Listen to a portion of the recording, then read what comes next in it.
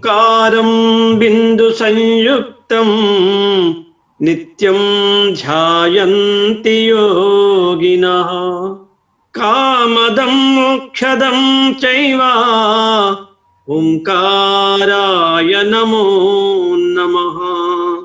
सदाशिवसमारम्भां व्यासशङ्करमध्यमाम् अस्मदाचार्यपर्यन्तां वन्दे गुरुपरम्पराम्। शङ्करं शङ्कराचार्यं केशवं बादरायणं सूत्रभाष्यकृतौ वन्दे भगवन्तौ पुनः पुनः। ध्यानमूलं गुरोर्मूर्तिः पूजामूलं गुरोपदं मंत्रमूलं गुरोर्वाक्यं मोक्षमूलं गुरो कृपा।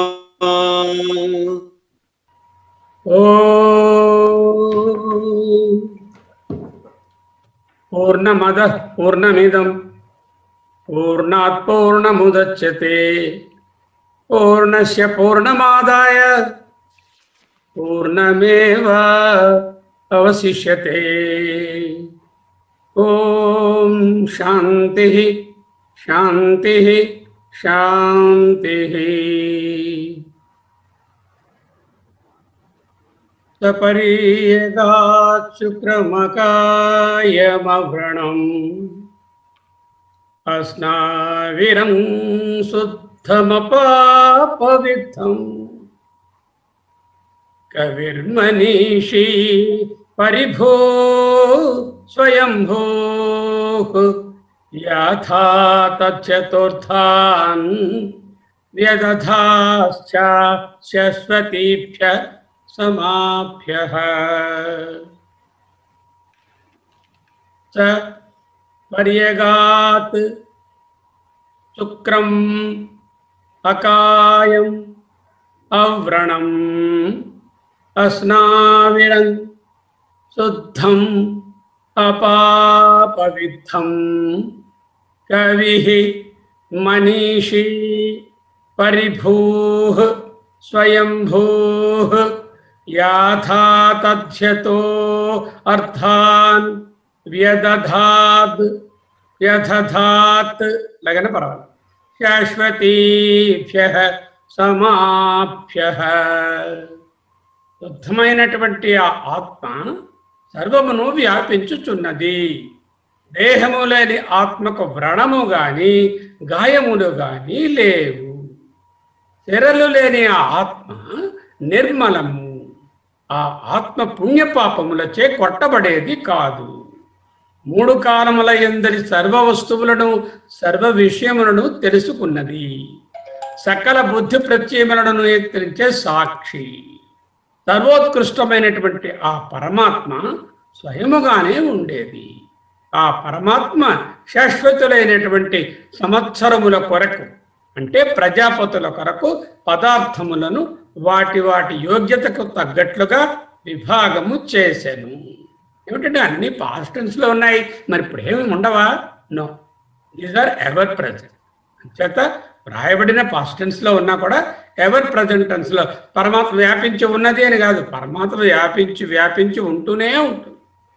అలాగే అన్ని పదార్థములను యోగ్యతకు తగ్గట్లుగా విభాగము చేస్తూనే ఉంటుంది. అంటే ప్రజెంట్ టెన్స్లో, నిత్య ప్రజెంట్ టెన్స్లో మనం చూసుకోవాలి. స అంటే సహ, సహ పరి అగాత్, సహ పరి అగాత్ శుక్రం అకాయం అవ్రణం అస్నావిరం శుద్ధం అపాపవిద్ధం సహ కవిః మనీషీ పరిభూః స్వయంభూః సహ శాశ్వతీభ్యః సమాభ్యః యాథా తథ్యతః అర్థాన్ విదధాత్ విదధాత్ వ్యదధాత్. వ్యదధాత్ అంటే వ్యధధాత్.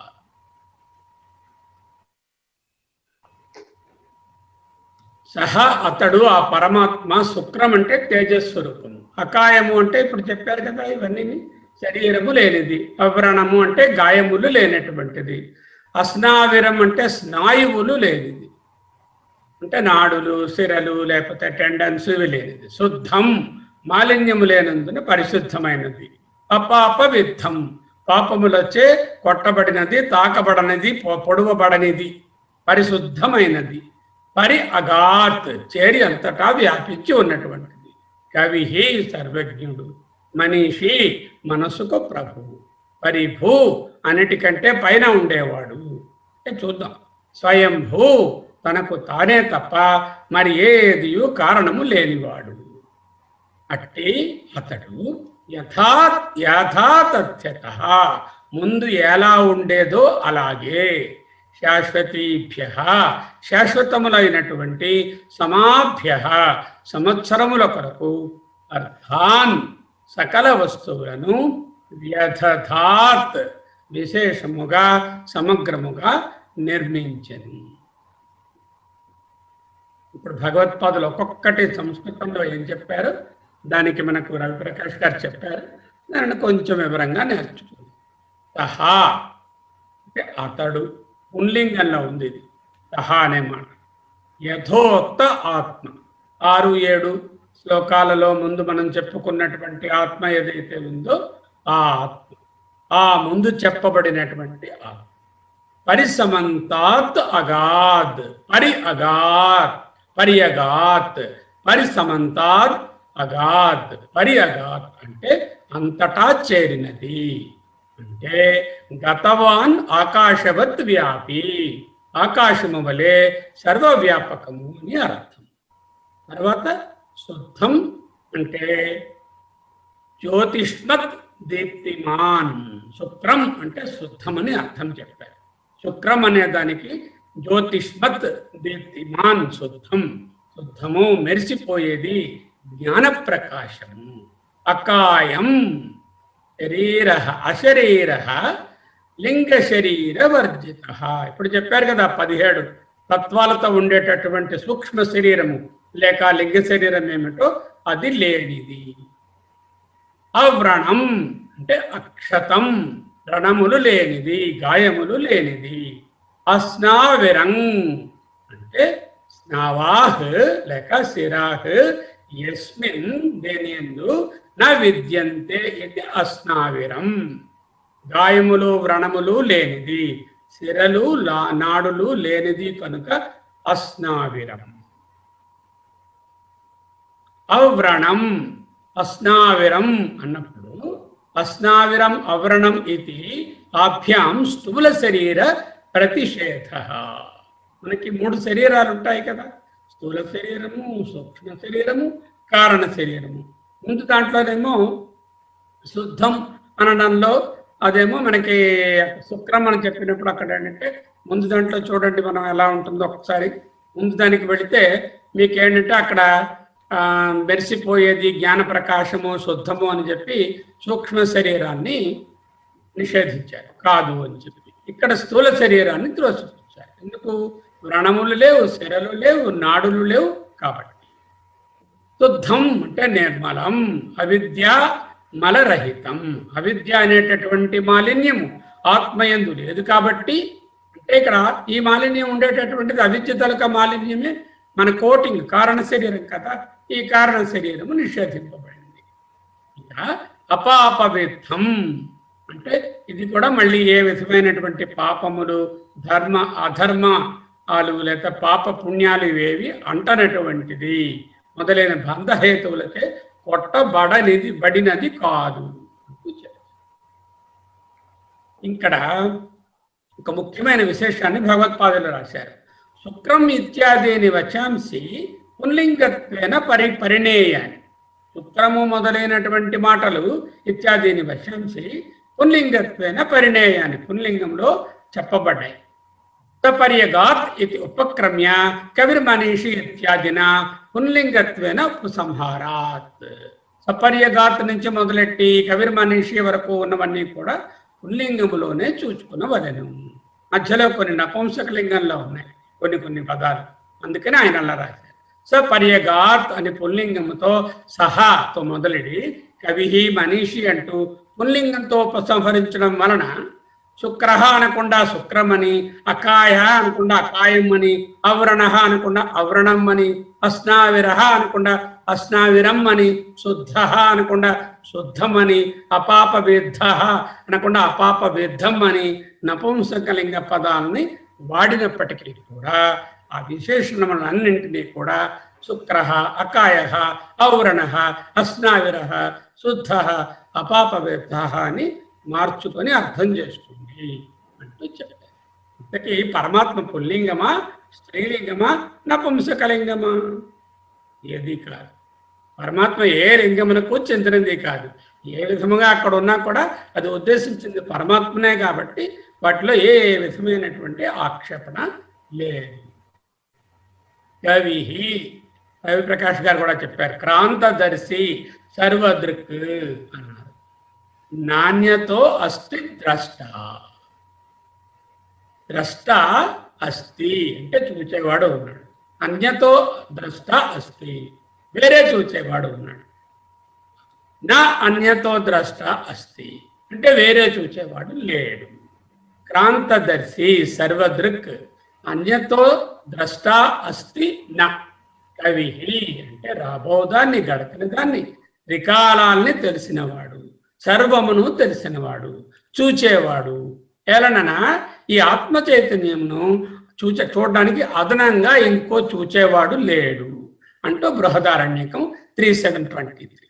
మనీషి మనసః ఈషిత అంటే మనస్సును నియంత్రించే సాక్షి చైతన్యము. సర్వజ్ఞ ఈశ్వర ఇది అర్థ. సర్వమును తెలిసిన ఈశ్వరుడు అని అర్థం. పరిభూ సర్వేషాం పరి ఉపరి భవతి. సర్వేషాం అన్నిటికీ పరి లేక ఉపరి భవతి ఇది పరిభూ. పరి ఉపరి అన్నిటికంటే పైన భూ ఉండేది. స్వయంభూ స్వయం ఏవ భవతి ఇది తానే అయి ఉన్నది అని అర్థం.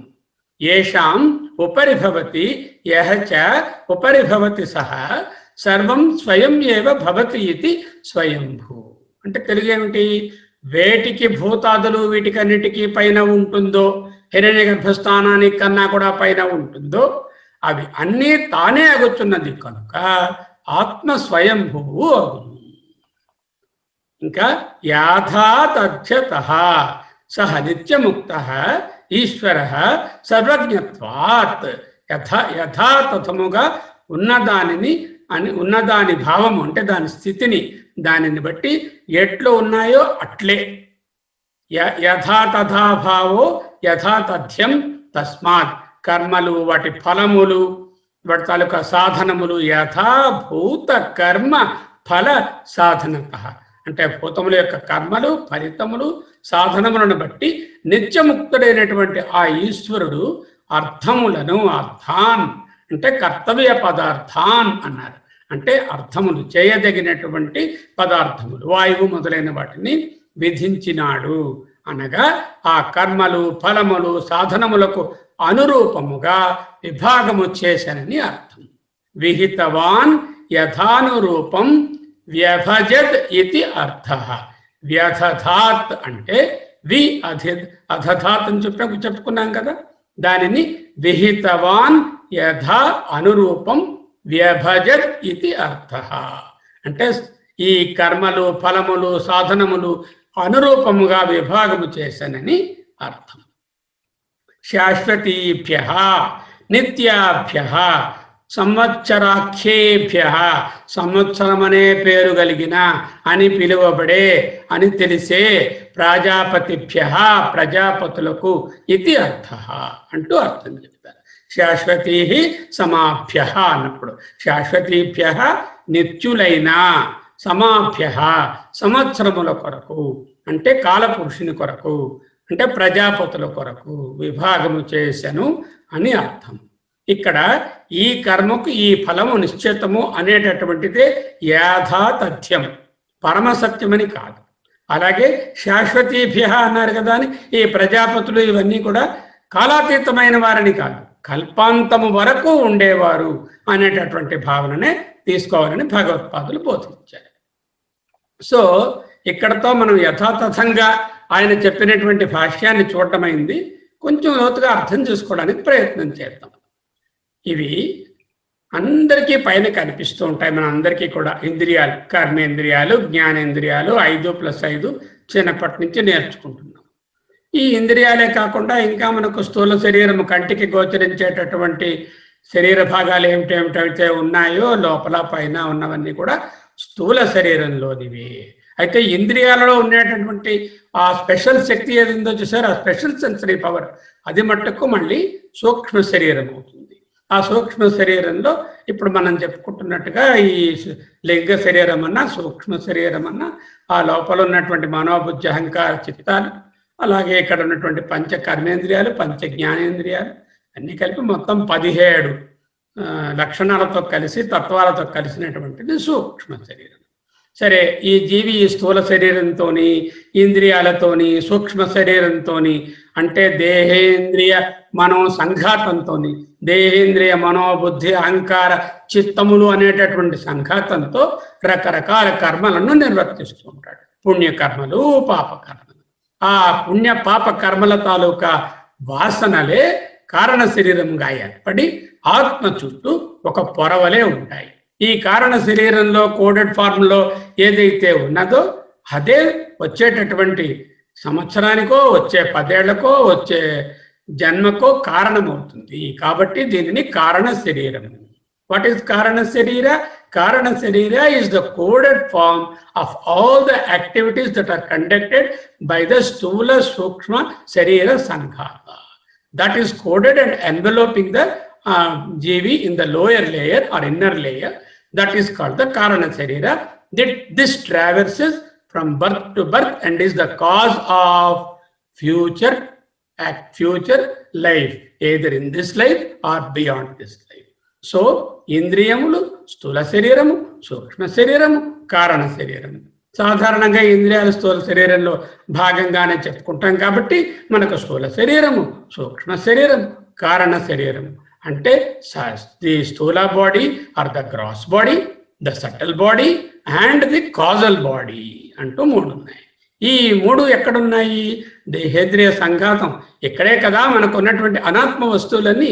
ఈ అనాత్మ అంతా ఆత్మతత్వాన్ని ఎన్వెలోప్ చేసి ఉన్నది. కాబట్టి ఇవి దారి ఇవ్వనిదే. ఈ మనసు, ఇంద్రియాలు, బుద్ధి, అంతఃకరణాలు ఇవన్నీ దారి ఇవ్వనిదే. మన కారణ శరీరంలో ఉన్నటువంటి వాసనలను పోగొట్టుకొనిదే ఆత్మను చూడలేము. మనము చేస్తున్న పనంతా ఏమిటి? ఈ కలర్డ్గా కనిపిస్తున్న వాటి అన్నిటినీ కూడా నెగేట్ చేసి, ఆ తొక్కలను తీసి లోపలున్న ఆత్మను అనుభవించడానికి ప్రయత్నం చేస్తున్నాం. అదే ఆత్మ దర్శనము అంటూ మనం చెప్పుకున్నాం. ఇప్పుడు చూడండి, ఇక్కడ ఉపనిషత్తులో వాడినటువంటి వాక్యాలు. సహా అంటే ఆ పరమాత్మ పర్యగాత్ అంతటా వ్యాపించి ఉండెను. ఆత్మను చూడండి, ఆత్మ మీదే ఫోకస్ చేయండి. ఈ ఆత్మ అన్న ఆ పరమాత్మ అన్న ఒక్కటే. ఈ ఆత్మ అందరిలోనూ వ్యాపించి ఉంది కాబట్టి దానిని విశ్వాత్మ అంటారు, లేకపోతే సూత్రాత్మ అంటారు, విరాట్ రూపం అంటారు. అదే పరమాత్మలో మనము ఒక స్టెప్ మీదకి వెళితే అవ్యక్తంలో అది పరమాత్మ అవుతుంది. ప్రత్యేగాత్మ లేక ఆత్మ, విశ్వాత్మ లేక సూత్రాత్మ, పరమాత్మ. The individual consciousness, the universal consciousness and the supreme consciousness. These are all one. That is why ఇది పర్యగాత్ వ్యాపించి ఉన్నది. శుక్రం అంటే శుద్ధమని, రెండోది స్వయం ప్రకాశమని, జ్యోతి స్వరూపమని, చైతన్యమని. పర్యగాత్తులో సత్, శుక్రంలో చిత్ ఇమిడి ఉన్నాయి. అకాయం అనడంలో ఇక్కడ కనిపిస్తున్నటువంటి ఈ రంగుల్లో ఉన్నటువంటి శరీరముల వలె ఆత్మకు గాని, పరమాత్మ రూపమైన ఆత్మకు గాని, పరమాత్మకు గాని కాయము అంటే శరీరము ఉండదు. ఔవ్రణం, ఎప్పుడైతే శరీరం ఉంటేనే కదా దానికి గాయమో, వృద్ధియో, జరయో, ముసలితనమో, ముడతలో, జబ్బో, వ్యాధో ఏదైనా రావడానికి. శరీరమే లేదు మహాత్మా అంటుంటే ఇక వ్రణమేముంది? అవ్రణం అంటే అక్షతం, ఏ విధమైనవి లేవు. అస్నావిరం, స్నాయువులు అంటే టెండన్స్ అండి. యాక్చువల్గా టెండన్ అంటే ఏమిటంటే మజిల్ని బోన్కి ఫిక్స్ చేసే ఒక ఫైబ్రస్, ఒక థిక్గా ఉండేటటువంటిది. అది ఉండడం వలనే ఈ బోన్స్ని అంటుకొని ఆ మజిల్స్ కదలడం వలన జాయింట్స్ మూవ్ అవుతాయి. అటువంటి వాటిని స్నావలు అంటారు. అస్నావిరం, సిన్యూ, SINEW, సిన్యూ అంటే స్నావిరం అంటే బృహత్ స్నాయువులు. అవి చిన్నప్పుడు మీరు బయాలజీలో తెలుగులో చదువుకున్న వాళ్ళు చదువుకుని ఉంటారు. అది లేనిది. ఎందుకంటే అవ్రణము అస్నావిరము అంటే స్థూల శరీరము లేనిది అని చెప్పడానికి. శుద్ధం అంటే very purest of the pure. అపాపవిద్ధం అంటే పాపములతో సంబంధించినటువంటి, పాపము అంటే పుణ్యము కూడా, పాప పుణ్యములు అనేటటువంటి ద్వంద్వములు, సుఖ దుఃఖములు, పాప పుణ్యములు, ధర్మ అధర్మములు అనేటటువంటివి ఏవీ లేనిది. శుక్రం అనే దాంట్లోనేమో శుక్రం అనే దాంట్లో సూక్ష్మ శరీరాన్ని, అకాయం అవ్రణం అస్నావిరం అనే దాంట్లోనేమో స్థూల శరీరాన్ని, శుద్ధం అపాపవిద్ధంలో కారణ శరీరాన్ని నెగేట్ చేశారు. నేతి నేతి అని చెప్పుకుంటున్నాం కదా, ఈ తొక్కలు ఆత్మ కాదు. ఆ తొక్కలను తీసివేయడమే ఇక్కడ వరకు చేసినటువంటి పని. ఇక మరి ఆత్మ అని చెప్పాలి కదా. కవిహి అంటే ఇంతవరకు చెప్పింది నేతి నేతి, నెగిటివ్ కొనోషన్. ఇక నీకు చెప్పేవి పాజిటివ్ కొనోషన్, అసర్టివ్ స్టేట్మెంట్స్. కవిహి అంటే ఏమిటో డీటెయిల్డ్గా చూద్దాం. ఆల్ నోయర్ అని అర్థం. మనీషి అంటే ప్రభువు, ఈశ్వరుడు, ఈశుడు. పరిభూ మీద ఉండేవాడు అని చెప్పుకున్నాము. చూద్దాం. స్వయంభూ తనకు తానే ఉండేవాడు, ఏది కారణము వేరే అక్కర్లేనివాడు. ఇవన్నీ కూడా పాజిటివ్ అసర్షన్స్. ఇంతవరకు చెప్పినవి ఏమిటి? శుక్రం, అకాయం, అవ్రణం, అస్నావిరం, అపాపవిద్ధం, నిర్మలం అని చెప్పినవన్నీ కూడా దేహ లక్షణాలు లేనివాడు అని చెప్పడానికి. పర్యగాత్, కవిహి, మనీషి, పరిభూ, స్వయంభూ, శుక్రం అనేటటువంటివన్నీ కూడా లోపలున్న ఆత్మ లక్షణాలను చెప్పడానికి. ఎవరితను? సహా ఆత్మ. అయితే రివర్స్గా చెప్తాం. అదిగో ఆత్మ. ఈ ఆత్మకి ఏమిటైందండి? అపర్యగాతల్లా సపర్యగాత్ అయిపోయాడు పాపం. సపర్యగాత్ అంటే అన్ని చోట్ల వెళ్ళేవాడంతా కూడా ఎక్కడికి వెళ్ళలేక లిమిటెడ్ అయిపోయి కండిషన్ అయిపోయి అపర్యగాత్ అయిపోయాడు. స్వయం ప్రకాశం లేకుండా అశుక్రం అయిపోయాడు. కాయంతో వచ్చేసి అకాయం వల్ల కాయం అయిపోయాడు. అవ్రణం అన్నవారేమో వ్రణం అంటే వృద్ధులు, జర, ముసలితనము, పెరగడము, మరణము అన్నీ కూడా ఏర్పడిపోయాయి. వ్రణం.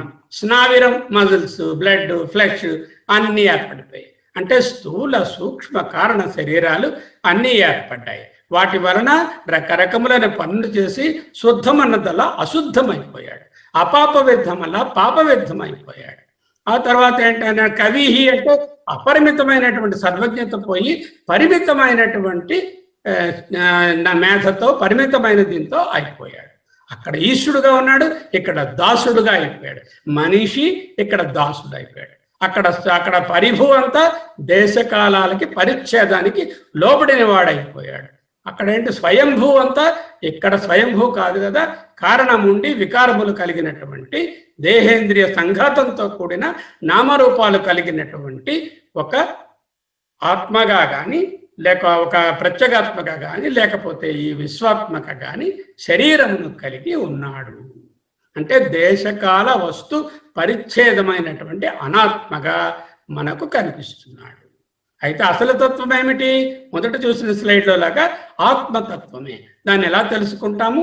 ఈ రంగుల లేయర్స్ అన్నీ కూడా ఇంద్రియ వ్యామోహము, స్థూల శరీరము, సూక్ష్మ శరీరము, కారణ శరీరము అన్నిటినీ ఒకదాన్ని తీసి పారేస్తే మళ్ళీ పర్యగాత్, శుక్రము, అకాయము, అవ్రణము, అస్నావిరము, శుద్ధము, అపాపవిద్ధము, తర్వాత కవిహి, మనీషి, స్వయంభూ, పరిభూ అన్ని మళ్ళీ పొందవచ్చును అని చెప్పడానికి ఈ శ్లోకం చెప్తుంది. చూడండి, ఇక్కడ ఈ దేహేంద్రియ సంఘాతము లేక తొక్క అనాత్మ. ఒక్కొక్క పండులో చూస్తూ ఉంటే మీకు తెలుస్తుంది అనాత్మ లక్షణాలు ఎంతెంత ఎక్కువగా ఉంటాయో. ఒక పనస పండు, అక్కడి నుంచి పనస పండు, అక్కడి నుంచి ఒక కమలా పండు, అక్కడి నుంచి ఒక జామ పండు, అక్కడి నుంచి ఒక అరటి పండు, అక్కడి నుంచి ఒక ద్రాక్ష పండు, వీటన్నిటికీ ఆ పైన తొక్కలు ఉన్నాయి. అయితే రాను రాను తొక్క క్రమేణా తగ్గుకుంటూ వస్తే అనాత్మభావం పోతే, దేహేంద్రియ సంఘాతాన్ని విడిచిపెడితే లోపలున్న ఆత్మతత్వం డైరెక్ట్గా దొరుకుతుంది. ఈ గ్రేప్ను కూడా డైరెక్ట్గా మనం ఇంకా బాగా ఎండబెట్టేసాం అనుకోండి, ఆ తొక్క కూడా ఆల్మోస్ట్ డ్రై అయిపోయి, లేనట్టుగా అయిపోయి, చక్కని కిస్మిస్ పండు అయిపోయి అలా నోట్లో పడుతుంది. ఇదే దేహేంద్రియ సంఘాతమైనటువంటి ఆత్మను నిరసించడము, నేతి అని లోపలున్నటువంటి ఆత్మతత్వాన్ని చక్కగా ఆహ్వానించుకోవడము. దీనికే ఈ సాధన అంతా. ఈ ఆత్మానాత్మ వివేచన ఏదైతే ఉందో అదే వివేకము అంటూ చెప్పబడుతుందని మనం నేర్చుకున్నాం. ఇప్పుడు చూడండి, భగవత్పాదుల వారి శ్లోకమే ఇది. ఏకో వారిజ బాంధవః క్షితినభో వ్యాప్తం తమో మండలం భిత్వాలోచన గోచరోపి భవతి త్వం కోటి సూర్య ప్రభః వేద్యం కిం న భవస్యహో ఘనతరం కీదృగ్భవేన్మత్తమః తత్సర్వం వ్యపనీయమే పశుపతే సాక్షాత్ ప్రసన్నో భవ. ఏమంటున్నారు? ఒకే ఒక సూర్యుడు, వారిజ బంధుడైనటువంటి సూర్యుడు క్షితి నభములను వ్యాపించి, అంటే భూమి ఆకాశాలను వ్యాపించి తమో మండలాన్ని, చీకట్లన్నింటినీ కూడా భిత్వా బాగా భేదించి తొలగించి లోచన గోచరో అపి భవతి కళ్ళకు కనిపిస్తాడు. ఒక్క సూర్యుడు ఇక్కడనే భూమి నుంచి ఆకాశం వరకు ఉన్న మొత్తం అంతటిని కూడా తమస్సుని పోగొడుతున్నాడు. త్వం, నువ్వు ఆత్మ పరమాత్మవి, కోటి సూర్య ప్రభ, కోటి సూర్యులకు సమానమని చెప్తారే, అటువంటి నీవు వేద్యః కిం న భవస్యహో, నాకెందుకయ్యా తెలియటం లేదు? ఒక్క సూర్యుడు అనేవాడే చక్కగా అంత తమస్సును పోగొట్టి కళ్ళకు కనిపిస్తున్నాడే, కోటి సూర్యకాంతులు కలిగినటువంటి నీవు ఎందుకు నాకు కనపడకుండా ఉన్నావు? ఎందుకు నేను ఆత్మను తెలుసుకోలేకుండా ఉన్నాను? ఆయనే చెప్తున్నారు, ఘనతరం కీదృగ్భవేన్మత్తమః,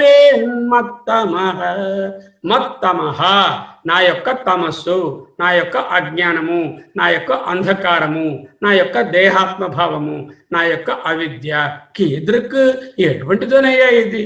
ఘనతరం చెప్పలేనంత థిక్ ఈ తొక్క. తత్సర్వం వ్యపనీయ, దాని అంతటినీ కూడా పూర్తిగా వ్యపనీయ, వెంటనే తొలగించు. మే పశుపతే సాక్షాత్ ప్రసన్నో భవ, ఓ ఆత్మ పశుపతే అంటే ఈ దేహేంద్రియ సంఘాతంతో పశువు వలె ప్రవర్తిస్తున్నటువంటి ఈ శరీరానికి పతి ఎవరు? ఆత్మ. అటువంటి పతి ఈశా అని చెప్పుకున్నాం కదా, మనీషా అని. ఆ పతి ఆత్మను సాక్షాత్ ప్రసన్న భవ. ఈయన తొక్క ఎంత థిక్ స్వామి అంటున్నారు. ఘనతరం కీదృక్ భవేన్మత్తమః అంటే అనాత్మ విషయాలను త్యజించడానికి, ఆత్మ విషయాన్ని గుర్తించడానికి ఈ శ్లోకం చాలా చక్కని ఆత్మానాత్మ వివేచనాన్ని బోధించేటటువంటి చక్కని ఉపనిషత్ వాక్యము. ఇక్కడ చూడండి, comprehending the absolute. Z is the son of Y, so Y is the father of Z or mother of Z or parent of Z. X is the parent of Y. W is the parent of X.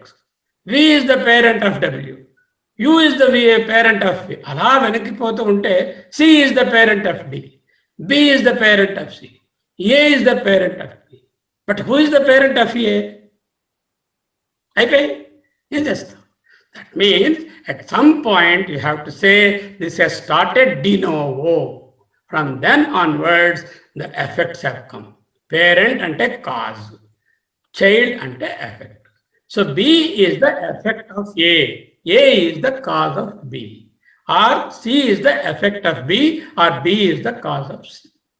ఈ కారణము కార్యము. కారణము కార్యము అనేటటువంటిది అలా వెనక్కిపోతూ ఉంటే ఒక చోట కారణము లేకుండానే ఉత్పత్తి చెందినటువంటి ఉన్నటువంటి ఒక శక్తి తెలుస్తుంది. కారణ బ్రహ్మము, కార్య బ్రహ్మము. ఆ కారణ బ్రహ్మమే ఈ పరమాత్మ. ఈ కార్యబ్రహ్మమే హిరణ్య గర్భ బ్రహ్మ నుండి మొదలుకొని చిన్న చీమ వరకు ఉన్నవన్నీ కూడా ఆయన తాలూకా well differentiated, the undifferentiated cause, the differentiated effects. కారణ బ్రహ్మము, కార్యబ్రహ్మము. ఆత్మ కారణమునకే కారణం. అసలు హిరణ్య గర్భ బ్రహ్మయే కారణ బ్రహ్మం అంటాము. ఆ కారణ బ్రహ్మకే కారణం ఏదైతే ఉందో అదే పరమాత్మ. అందుకే దానిని స్వయంభూ అన్నారు. అయితే ఇది బుద్ధికి దొరకదు. ఎందుకు? ఇదేమిటంటే ఏ ఎలా పుట్టిందండి? బి అంటే మీరు చెప్పారు ఏ తాలూకా కొడుకో కూతురు అని చెప్పారు, ఏ పేరెంట్ అని చెప్పారు. మరి ఏకి పేరెంట్ లేకుండా ఎలా పుట్టింది? అవర్ మైండ్, బుద్ధి cannot go beyond that. We have to accept that it is the karana of the karana. All the karya brahma is the world, and in that the one speck is ourselves, and this karya brahman has got a karana, hiranyagarbha brahma. దానికే కారణమైనటువంటిది పరబ్రహ్మ, పరతత్వము, పరమాత్మ. దానినే స్వయంభూ అనడంలో చెప్తారు. తదేవ బ్రహ్మత్వం విద్ధి, తత్యేవ బ్రహ్మత్వం విద్ధి. అదే బ్రహ్మము. నేన ఇదం యదిదం ఉపాసతే. నువ్వు దేనినైతే బ్రహ్మం అని అనుకుంటున్నావో ఈ రూపములు ఏవి కూడా బ్రహ్మకు చెందినవే గాని బ్రహ్మము కాదు. అదే పరబ్రహ్మం అంటూ ఉపనిషత్తు. చూడండి మనకి ఎలా ఉంటాయంటే పర్సెప్షన్స్ సాపేక్షము అంటే రిలేటివ్. ట్రైన్లో కూర్చున్నాం, ట్రైన్ వెళ్తుంది, పక్కన ఉన్న చెట్లన్నీ కదిలిపోతున్నాయి, కదలలేదని మనకు తెలుసు. సాపేక్ష రియాలిటీ అంటే మిథ్యాజ్ఞానం, సాపేక్షం. సాపేక్షం కన్నా నెక్స్ట్ వస్తే ప్రత్యక్షము. ఇక నా ఎదురుగుండా ఇది రిమోట్ ఉంది చేతిలోని, ఈ రిమోట్ నా కంటి ముందు ఉంది కాబట్టి ప్రత్యక్షము. అక్షము అంటే కన్ను, ప్రత్యక్షము అంటే కంటికి ఎదురుగా. ఇక్కడ కన్ను అన్నాం కదా, ఒట్టి కన్నే అని కాదు, అన్ని ఇంద్రియాలు. కన్ను ఉపలక్షణము అంటారు. అంటే it is only a prototype or example, for example అని చెప్పినట్టుగా మిగతా 5, 5 + 5 అన్ని కర్మేంద్రియాలు, మనసు అన్ని కూడా వచ్చేస్తాయి. సో సాపేక్షము, ప్రత్యక్షము, పరోక్షము. అదేమిటండి? అది కంటికి ముందు లేదు, ఇప్పుడు మనం చూడలేదు. అంటార్కిటికా నేను చూడలే, అమెరికాలో ఏదో మా ఫ్రెండ్ తాలూకా వాళ్ళ ఇల్లు, అది నేను చూడలేదు. అది పరోక్షమైపోతుంది. స్వర్గం వి హ్యావ్ నాట్ విజిటెడ్. నరకం అది కూడా తెలియదు, అంతా పరోక్షమే. ప్రత్యక్షము కానిది, మనకి ఎప్పుడూ మనకి ఇంద్రియాలతో గోచరము కానిది పరోక్షము. అయితే ఆత్మ సాపేక్షమా? కాదు. ఎందుకంటే సాపేక్షంగా ఉన్నది మిథ్యాజ్ఞానం. తాడు, పాము, సుక్తి రచితము గురించి చెప్పుకున్నాం కదా, నడుస్తున్న రైలు, కదులుతున్న చెట్లు, ఇవన్నీ సాపేక్షం. ప్రత్యక్షము కొన్ని ఇలా ఎదురుగుండా కనిపిస్తుందా, పట్టుకుందాం, ఆత్మను మన పాకెట్లో పెట్టేసుకుందాం అంటే అది కాదు. పరోక్షము అంటే పోనీ ఎక్కడో ఉన్నది, ఎవరైనా చెప్తే తెలుసుకుందామా అంటే ఆ విధంగా తెలిసేది కాదు. పరోక్షం అంటే స్వర్గము, నరకము, మనం ఎప్పుడూ చూడనటువంటి వస్తువు, జంతువు. కొన్నాళ్ళ వరకు కోవిడ్ కూడా పరోక్షమే, ఇప్పుడు అది ప్రత్యక్షమైంది మైక్రోస్కోప్ కింద రావడం వల్ల. తెలియక ముందు అది పరోక్షంగానే ఉంటుంది. ఆ తరువాత అపరోక్షము. ఏమిటండి అపరోక్షం అంటే? నేను హాయిగా ఉన్నాను, నేను ఆనందంగా ఉన్నాను, నేను దుఃఖంగా ఉన్నాను. అది కంటి ముందు లేదు, ఎక్కడోనూ లేదు, సాపేక్షము కాదు. నాలో నేనే అనుభవిస్తున్నాను కాబట్టి దాన్ని అపరోక్షము అంటే బుద్ధి వరకు, మనస్సు వరకు, బుద్ధి వరకు ఉంది. అయితే మరి ఆత్మ దానికన్నా ఇంకా సటిల్ అని చెప్పారు కదా, అన్ని సూక్ష్మాన్ని చెప్తున్నాను కదా. అప్పుడు అది ఏంటవుతుంది? సాక్షాత్ అపరోక్షము. సాక్షాత్ సాక్షి వలె అపరోక్షముగా ఉన్నది సాక్షాత్ అపరోక్షము. వీటినే అవగాహన భూమికలు అంటారు. సాపేక్షము, ప్రత్యక్షము, పరోక్షము, అపరోక్షము, సాక్షాత్. Please mute your microphones, all of you. Gupta ji, none of you please open your mics.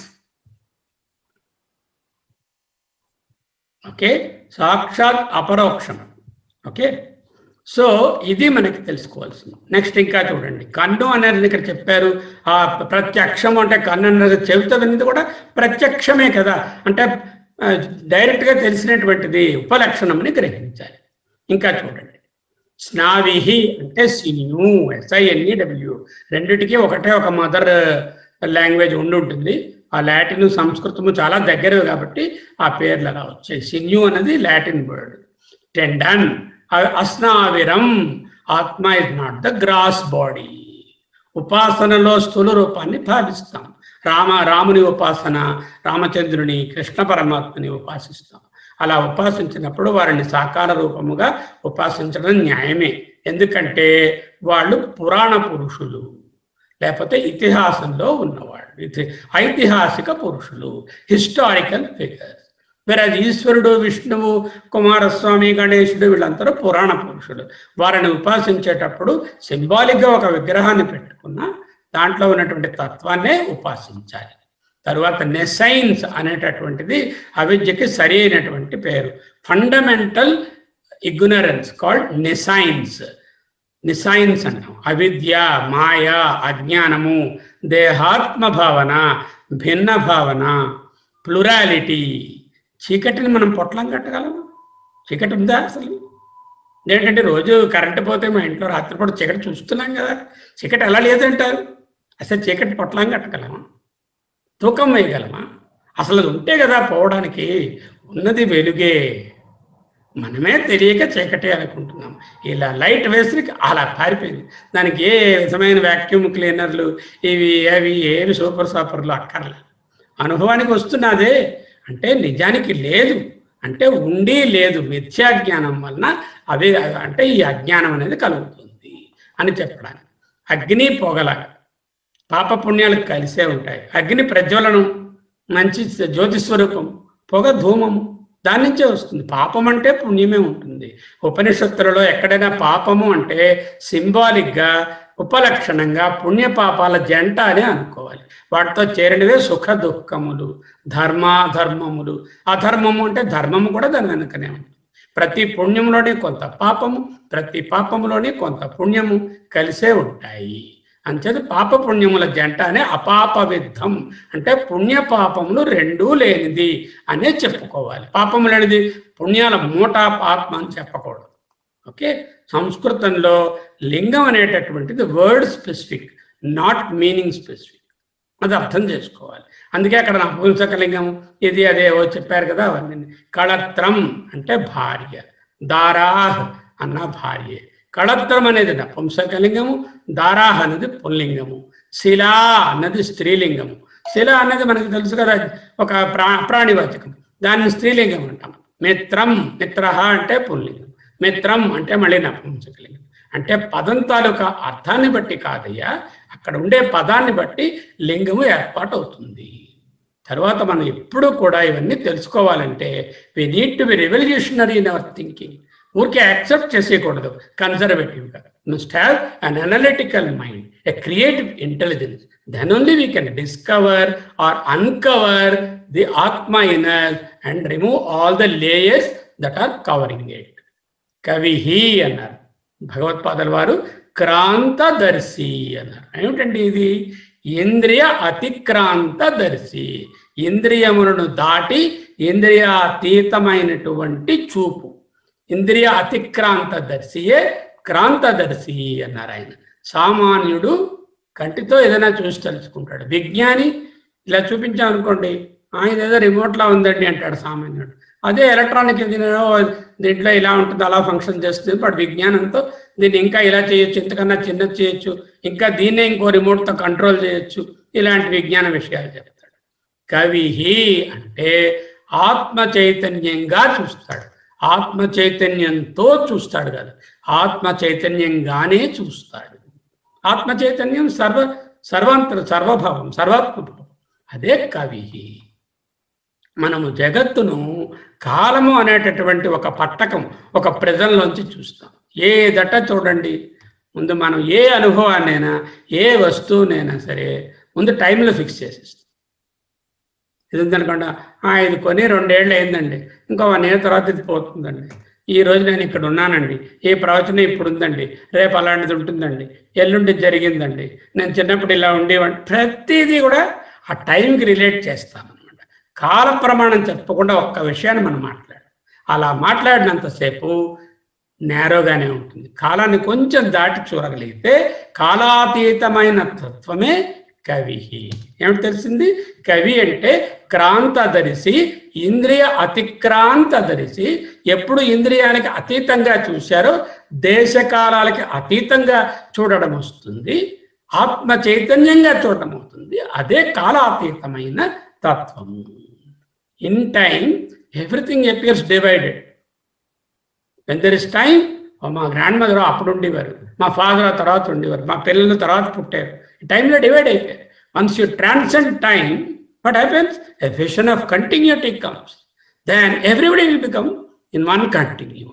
Kavihi krantadharsi sarvadrik na anyato asti drashta.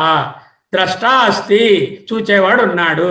అన్యత ద్రష్టా అస్తి, ఇంకొక చూచేవాడు ఉన్నాడు. నా అన్యత ద్రష్టా అస్తి, ఇంకొక చూచేవాడు ఎవడు లేడు. ఎందుకంటే ఈయన ఫైనల్. దాన్ని చూసాం కదా, ఏ తర్వాత ఇంక మీద లేదు. ఆయనే కారణము, ఆయనే చూసేవాడు, ఆయనే నోయరు, ఆయనే all knower. He is the seer, there is none other who sees him. I am the seer for this object, and my mind is the seer for my eyes, and for my mind the buddhi is the seer. For my buddhi, the chaitanya inside is the seer, and for the chaitanya or the atma, there is no more seer behind that. Ide drisya vivechanamu అని చెప్పుకుంటారు. మనీషి మనసః ఈసిత అంటే మనస్సును శాసించువాడు, నియంత్రించువాడు, అంటే సర్వజ్ఞుడు, ఈశ్వరుడు. ఈశ్వర శబ్దం ఏమిటంటే మన రూపము సాకార రూపమైన ఈశ్వరుడు కాకుండా పరమేశ్వరుణ్ణే మనం భావన చేసుకోవాలి. పరిభూ, పరి, ఉపరి, పైన అంటే అక్కడ మెటఫర్ అండి ఇది. ఆ ఉపరి పరి అని చెప్పడంలో ఒక మెటఫర్.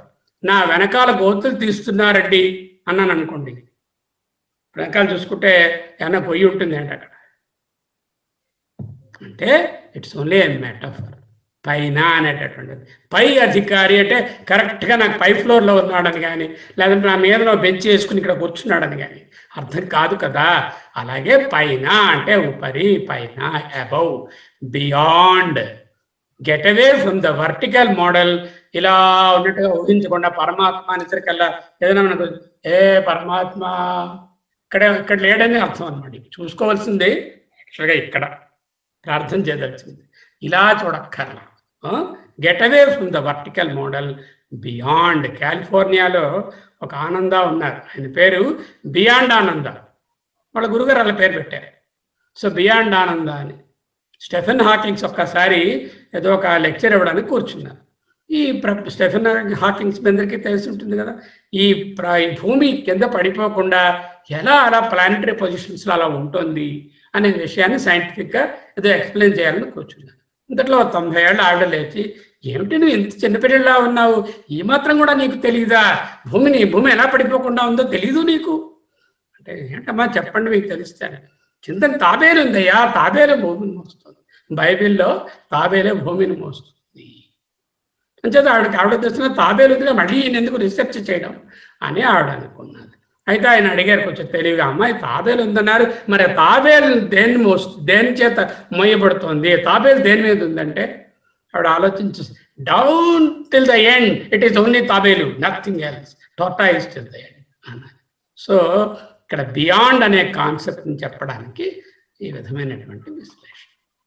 స్వయంభూ, మట్టి స్వయమా, కుండ స్వయమా? Within that example you see which is the one, which is the cause and which is the effect. స్వయంభూ అంటే కాజ్ అని అర్థం అంతే. మట్టి కారణము, కుండ కార్యము. మట్టి స్వయమా, కుండ స్వయమా, within that means of that set, that subset. Don't extend it. మట్టి స్వయం అని వెనక్కి వెళ్ళకండి. మృత్తికేత్యేవ సత్యం అని చెప్పారు కదా ఉపనిషత్తులు. వాచారంభణం వికారో నామధేయం మృత్తికేత్యేవ సత్యం అంటే ఇది మెటఫరే. మళ్ళీని బ్రహ్మ సత్యం జగన్మిథ్య అని చెప్పడానికి కుండ మిథ్య, మట్టి సత్యం అని చెప్పారు. ఒక ఆయన వెళ్ళి మట్టి సత్యం అన్నారండి గురుగారు, బ్రహ్మ కాదండి, ఇవాళ నుంచి నేను మార్చేసుకున్నాను, మట్టే సత్యం అంటూ తీసుకోరు కదా. మెటఫోరిక్గా చెప్పినటువంటిది మెటఫోరిక్గానే చూడాలి. స్వయంభూ, పరిభూ అనే వాటికి అవే అర్థాలు. బ్రహ్మ స్వయంభూ అంటే ఆత్మ స్వయంభూ, ఆత్మనః తనకు తానే ఆకాశం వలె సంభూత, ఆకాశ సంభూత. నిద్ర నుండి తెలివి వచ్చిన వెంటనే first consciousness is the I consciousness. I అని తెలుసు. తర్వాత ఐ యామ్, నేను ఉన్నాను. తర్వాత ఇక్కడ ఉన్నాను, ఇప్పుడు ఉన్నాను. The first consciousness in the early morning fraction of a second, I consciousness, then I am consciousness, సత్. ఆ తరువాత ఈ చిత్, ఐ అన్నది చిత్, నేను అనే చిత్, నేననే జ్ఞానం, ఉన్నాను అనేది సత్, చిత్ సత్. ఆ తరువాత టైము, ప్లేసు, పర్సన్, ఈ రూపంలో ఉన్నాను, ఇవన్నీ వస్తాయి. అంచేత ఆ సీక్వెన్స్ని తెలుసుకోవాలి. జగత్ స్వయంభూ కాదు, స్వయం ప్రకాశం కాదు, స్వసిద్ధము కాదు. పరమాత్మ స్వయంభూ, స్వయం సిద్ధం. పరిభూ కాబట్టే స్వయం. పరిభూ అంటే అన్నిటికైనా హేతువు అని చెప్పుకున్నాం కదా. హేతువు హేతుమత్. బుద్ధి ఉంటే వాడు బుద్ధిమంతుడు. గరుత్ ఉంటే గరుత్మంతుడు. నన్ను చెప్పారు కదా గురుగారు, గరుత్తులు అంటే రెక్కలు, రెక్కలు ఉంటే గరుత్మంతుడు. హనుమంతుడు బుద్ధిమంతుడు, ధనవంతుడు, గుణవంతుడు. ఈ మత్ అనేటటువంటిది దాని తాలూకా కార్యం. హేతువు హేతుమత్. స్వయం పరిభూ హేతువు కాబట్టి స్వయంభూ ఆయన తాలూకా క్వాలిటీ. Universal order. యథా భూత కర్మ ఫల సాధనత యథానురూపం వ్యభజత్. హౌ, ఎలా ఇచ్చాడు ఆయన? సర్వజ్ఞత, అన్నీ తెలిసిన వాళ్ళే. ఇప్పుడు సర్వజ్ఞుడు కాబట్టి ఏది ఎక్కడ ఎప్పుడు ఎలా ఉండాలో ఆయనకు తెలుసు. మనకి సపోజ్ మీ ఇంటికి వచ్చి నేను అన్నీ అరేంజ్ చేయమంటే మీకు కావాల్సినట్టు నాకు తెలియదు కదా. మీ ఇంట్లో ఉండే విషయాల తాలూకా జ్ఞానం నాకు ఉండదు కదా. అంచేది ఇదేంటంటే ఇలా పెట్టేశారు, నాకు ఇలా వద్దండి అని మీరు అంటారు కదా. ఆయన సర్వజ్ఞుడు కాబట్టి ఈ కర్మఫలాలని, కర్మ సిద్ధాంతాన్ని ఉల్లంఘించకుండా ఆ ధాన్ కర్తవ్య పదార్థాన్ డిస్ట్రిబ్యూట్ చేస్తాడు. వ్యభజత్ ఇస్తూ ఉంటాడు అని నేర్చుకున్నాం. ఇంకా చూడండి, యథాభూత కర్మఫల సాధనత అర్థాన్ వ్యధధాత్. అంటే ఓ పోస్ట్ మ్యాన్ గారు ఉన్నారు, ఆయన శుభవార్త తెస్తారు, లేకపోతే ఒక దుర్వార్త తెస్తారు, ఓ టెలిగ్రామ్. మరి పోస్ట్ మ్యాన్ గారిని వెంటనే తిడతాం, ఏంటి ఇలాంటి వార్త పట్టడం, అసలు పంపింది ఎవరు, వారి నుంచి ఈ వార్త వచ్చింది కదా. ఆల్మైటీ పని కూడా అంతే.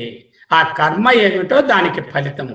బట్టవాడా చేసే పోస్ట్ మ్యాన్కి శుభము కానీ అశుభము కానీ తెచ్చే శక్తి లేదు. ఎవరిచ్చారు ఇది? పరమాత్మ పంపించాడు, పోస్టెడ్ బై పరమాత్మ. Due to what? Because we have kept that only that he has done here. Almighty is so, he is the person who is sending through a postman like this whatever is the ప్రారబ్ధ, and that is enjoyed as per what is stored. God is infallible అన్నాం అనుకోండి. ఏమిటంటే ఎంత కష్టపడి నేను ప్రార్థించాను, మా వాడు పరీక్ష పాస్ అవ్వలేదు, గాడ్ ఫెయిల్ అవుట్ అన్నారు, ఫెయిల్ అయిపోయాడు. యాక్చువల్గా మా వాడు ఫెయిల్ అవ్వకూడదు కదా, గాడ్ కానీ అన్ఫెయిలింగ్ అయితే మా వాడు ఫెయిల్ అవ్వకూడదు కదా, గాడ్ ఇన్ఫెయిలబుల్ అని ఎలా అన్నారండి మీరు అని. So God is not infallible, that is wrong. That infallible is God. అంటే ఏదైతే సృష్టి కార్యక్రమము ఆ ప్రకారంగా ఏ విధమైన తప్పు లేకుండా, ఒక్క మిస్టేక్ కూడా జరగకుండా బట్వాడా చేయబడే శక్తి ఉందో అది God. The correct dispensation of ఫల, దట్ ఇన్ఫెయిలబుల్ నేచర్ ఈజ్ గాడ్. అదే ఆఖరి ఫ్రేజెస్ లో చెప్తున్నటువంటిది. గాడ్ ఇస్ ఇన్ఫెయిలబుల్ అనకూడదు, దట్ ఇన్ఫెయిలబుల్ ఈజ్ గాడ్. శాశ్వతీభ్య నిత్యాభ్యాం, నిత్యులైన అంటే కల్పాంతం వరకే ఉంటారు, కాలాతీతం అని చెప్పకూడదు వీళ్ళకి. ఎందుకంటే ఎవ్రీబడి ఈజ్ టైం బౌండ్ అని మనం ముందే తెలుసుకున్నాం కదా. సమాభ్య అంటే సంవత్సరాలు అని అర్థం. సంవత్సరములు అంటే ఋతువులు, ఋతువులు అంటే కాలము, ఒట్టి కాలము జడము, చైతన్యం కలిపితే కాలము ప్లస్ చైతన్యం ఉంటేనే ప్రపంచము, అదే కాలపురుషుడు. సమాభ్య ప్రజాపతులు, ప్రజలను పాలించువారు, ప్రకృతి శక్తులు, వర్షదేవుడు, అగ్నిదేవుడు, ఎండదేవుడు, వాయుదేవుడు, ఇవన్నీ ఏమిటి? వాళ్ళ పనులు వాళ్ళు కరెక్ట్గా నియమానుసారం నిర్వర్తిస్తున్నారు. వాళ్ళే ప్రజలకు పతులు. ప్రజలు అంటే మనందరినీ పాలించేటటువంటి దైవీ శక్తులు ఏ ఉన్నాయో అవి సమాభ్య అంటే వాటినే సంవత్సరములు అనే పేరులో ఇక్కడ చెప్పారు.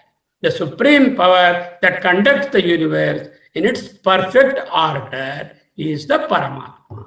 అదే లాస్ట్ చెప్పుకున్నటువంటి యాథాతథ్య అర్థాన్ వ్యదధాత్ శాశ్వతీభ్య సమాభ్య అన్నదానికి అర్థం.